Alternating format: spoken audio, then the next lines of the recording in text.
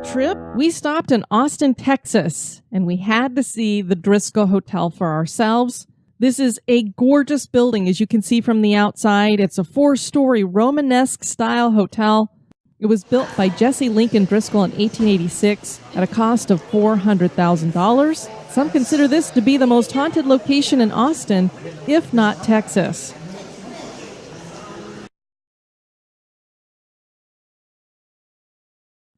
The Lemp Mansion is a home shrouded in mystery. Is this really one of the most haunted places in Missouri? We visited with several of our listeners in June of 2017.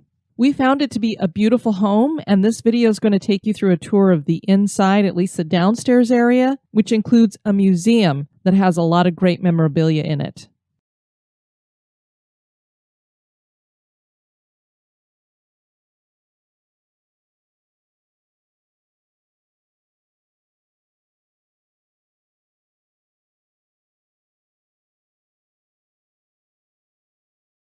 He boarded the elevator with his head down and jammed the number 8 button. He noticed that the number 6 button was lit, so he glanced behind him and saw a young woman in the corner of the elevator. She had black hair and beautiful eyes. She seemed sad, but gave him a faint smile. He turned his head forward again, but he could see the young woman in the reflection of the elevator doors. He noticed that she seemed dressed in clothes better suited for the 1940s. The elevator reached the 6th floor and the doors opened. The young lady did not get off as the man stepped aside.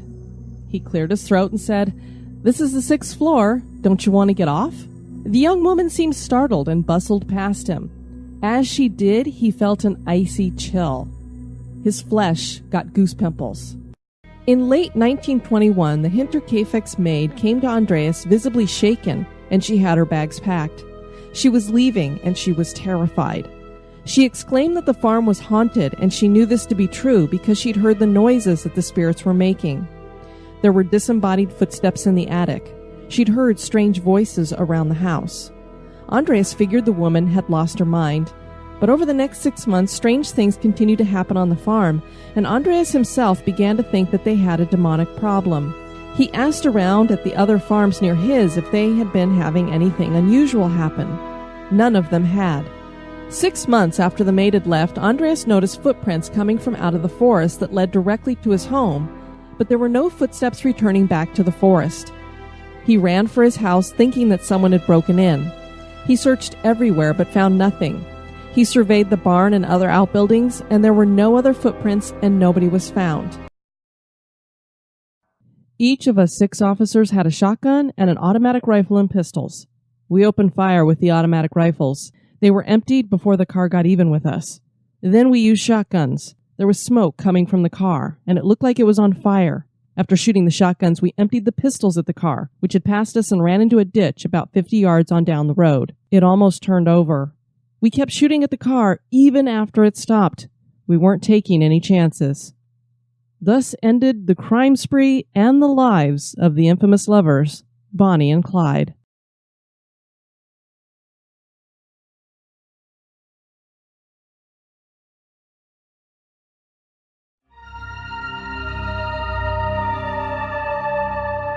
Cemeteries are fascinating places. Every cemetery is full of stories.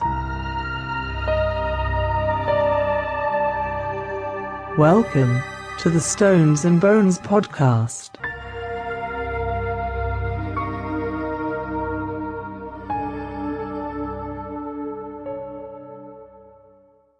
The Necropolis de Cristobal Colon is located in Havana, Cuba, and is one of the oldest cemeteries in the country.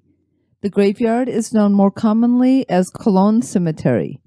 There are so many burials here, around 800,000, it literally appears to be a sea of monuments, some beautiful and some in disrepair.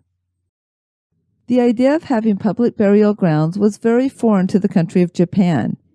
It wasn't until the Meiji era that the concept traveled over from the West.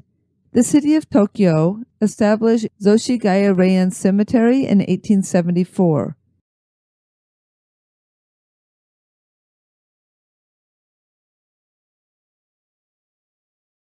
In December of 1972, the second deadliest single-plane crash at the time occurred in Florida. Eastern Airlines Flight 401 had taken off from New York and was heading to Miami. The crew became distracted as the plane neared Miami and the flight went down in the Everglades. Miraculously, not everyone on board was killed. The plane was not a total loss, and pieces of it were salvaged and used on other planes. And that is when the legend of Flight 401 began. It seems that a spirit or spirits attached themselves to those pieces, and people started reporting sightings. It was a few weeks after that confrontation with Nancy Phoenix that Rhoda seems to have had some sort of manic break. She raced into the house declaring that Old Scratch was after her, another name for the devil. Sure. Family lore says that she went into her bedroom and started spinning around on her head like a top. Wow. We don't know whether this refers to an epileptic fit or we just don't know. What we do know is that in the wake of this love affair that had gone so terribly, terribly wrong, she started to self-abuse terribly.